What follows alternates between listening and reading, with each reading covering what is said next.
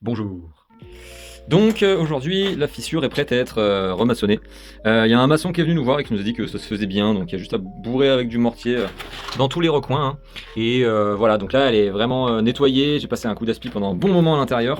Et ensuite on a gardé les pierres évidemment, tout ça là. Et on en a même récupéré d'autres. Ça va faire du bien quand ce mur sera à nouveau bien droit, bien remaçonné.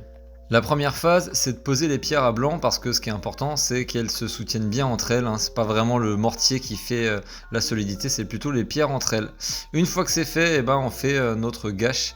Sauf que là, comme c'était la première, on l'a faite à la truelle, maintenant on l'a fait plutôt au malaxeur, ça va plus vite.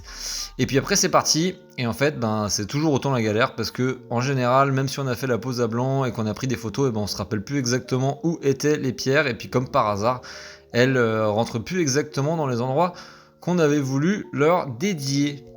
Ce qui n'était pas évident dans cette entreprise, c'était de trouver le bon trou pour la bonne pierre, et non pas la bonne pierre pour le bon trou. Même si on a fait les montages à blanc, vous pouvez voir dans cette magnifique vidéo que reboucher ce trou ou cette faille a été une chose compliquée et un petit peu longue. Mais on y est arrivé.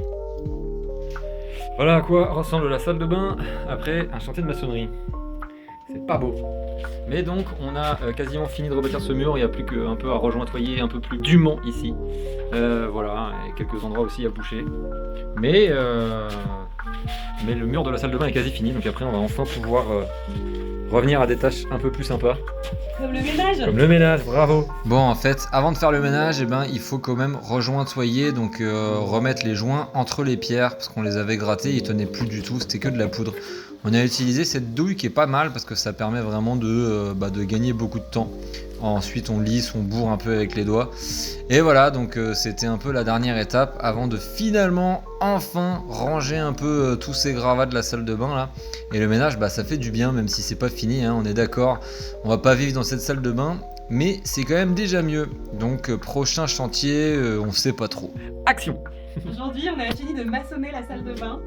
Donc ces deux murs, on a comblé les failles et on a fait du rejointage pour consolider la structure.